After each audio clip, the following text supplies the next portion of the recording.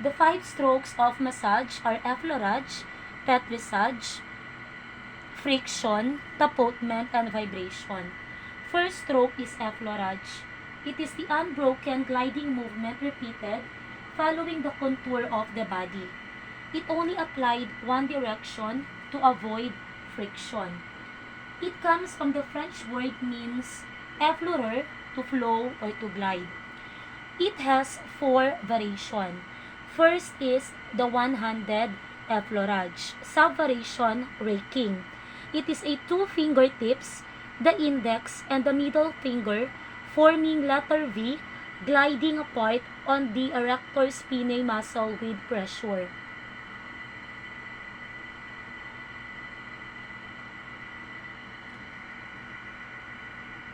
The second is ironing. It is a dip using palm,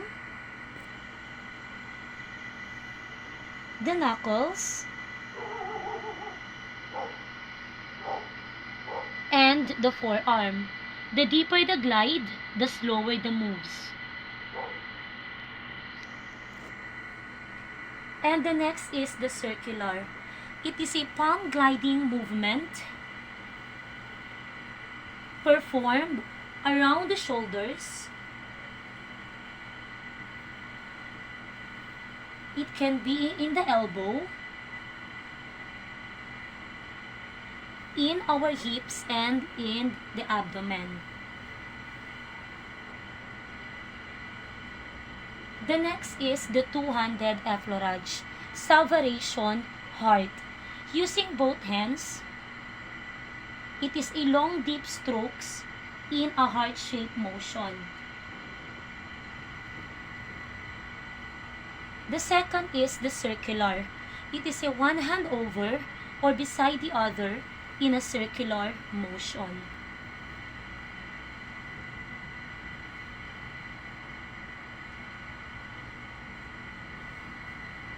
And the third is the alternate effleurage. Sub-variation, raking. Same as the one-handed raking, but using 2 hands alternately.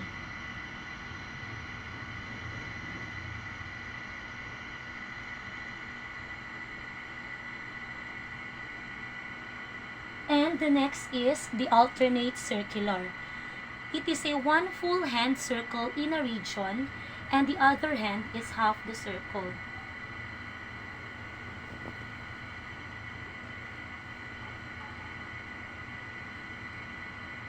And lastly, the nerve stroke, a feather-light finger tracing over the skin. The second stroke is Petrissage. It comes from the French word means pétrir. It is to mash or to knead. It is the cycle of rhythmic lifting, squeezing, and releasing tissue. It has 5 variations. First is the one-handed Petrissage. It is a simple clamp and squeezing. It is in a C formation, and it can perform around shoulders. The next is the two-handed Petrissage. It has 2 variations. First is praying hands. A finger interlace in a hand praying position. It is a palm squeezing upward.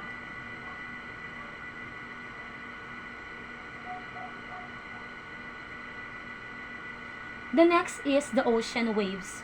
Both hands are gliding back and forth, while the hands opposes each other, lifting the sides and pressing down while on top.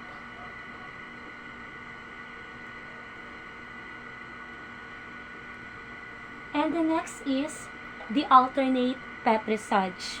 Alternate Petrissage using both hands, skin is lifted, grasped and released alternately. The next is pulling. Grasp the tissue, lift it up, away from the bone, and spread laterally. The next is skin rolling. Using fingers, it involves lifting and rolling over the skin. No downward force is used. next stroke is friction. It comes from the Latin word means to rub. It is the compressing of tissues in several directions, usually done dry or without oil. We have 6 variations. First is the superficial warming or heat rub. It is a palm moving briskly in opposite direction. Subvariation sewing. Using our fingertips, our knuckles, and ulnar edge may be used if the surface treated is small with faster movement. The next variation is the rolling friction. Hold limb with both hands, move back and forth from best suited for extremities. The next is the ringing friction. Using both hands, grasp firmly while twisting in opposite direction. It is like wringing water out of the cloth.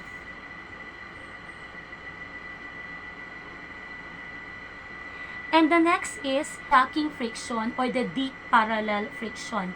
It is same direction as the muscle tendons and ligamentous fibers, usually our thumb and fingers. Usually applied over bony areas, move back and forth.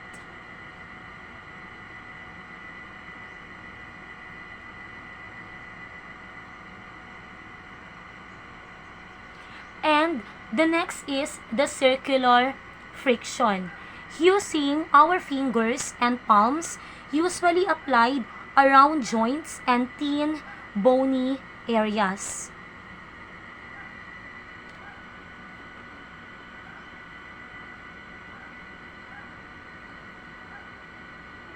And lastly is the cross fiber or the deep transverse friction.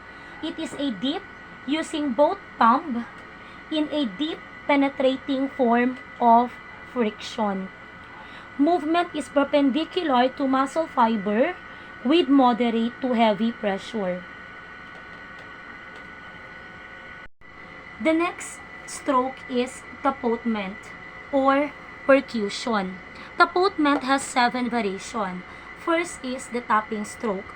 Using the fingertips, striking the body surface rapidly. It has 3 sub-variations. First is the punctuation. Hard tapping, excellent sole for the feet. The second is pulsing using fingertips, performed in one-handed, deep, light tap. The third is raindrops.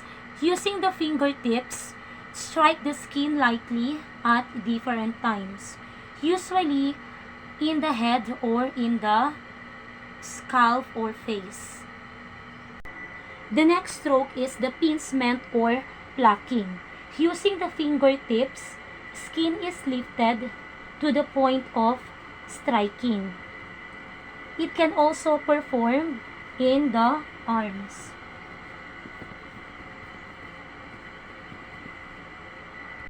The third stroke is the hacking tapotement. Using the ulnar edge of the hand, strike the body with fingertips, relax.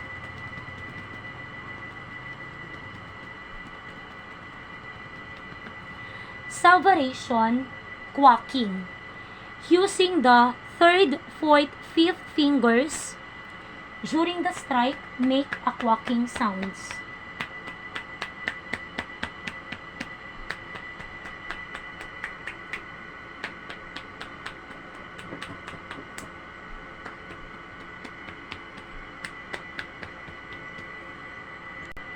The fourth variation is the cupping tapotement. Curve palmar surface of the hand into a cup.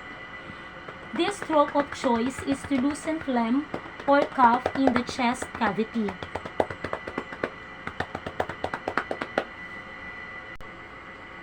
The fifth stroke is the pounding tapotement, or also known as beating. It is performed with the sides of one or both loose fists contacting alternately on the skin.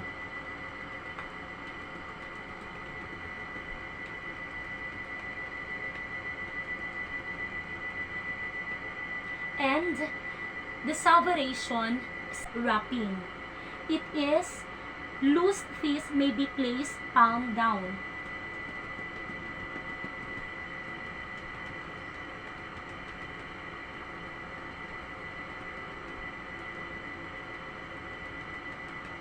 And the next variation is clapping. Use palmar surface of the hands while striking with alternate strokes.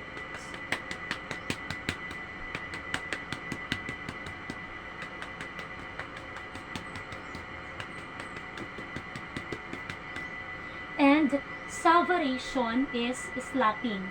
Using the fingertips, striking the skin with alternate stroke.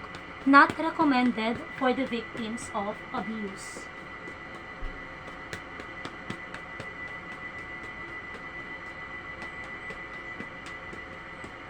And last variation is diffuse. Excuse me, ma'am. And the last is diffuse. Lay palmar surface on the skin while striking back of hand using a relaxed fist on the other hand to diffuse force from the lower left quadrant, upper left quadrant, lower right quadrant, and upper right quadrant. The last stroke is vibration. It comes from the Latin word means shaker. It is a rapid shaking, quivering, trembling, and rocking movement applies the fingertips or the full hand. So it has 4 variations. First is the fine vibration. Using the fingertips of the hands by trembling the skin. And the next variation is the coarse. Grasp the muscle with one or both hands and shakes from proximal to distal.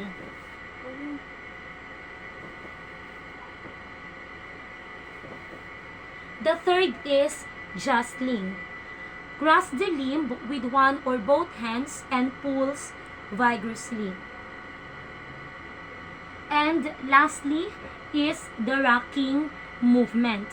Pushing the client's body back and forth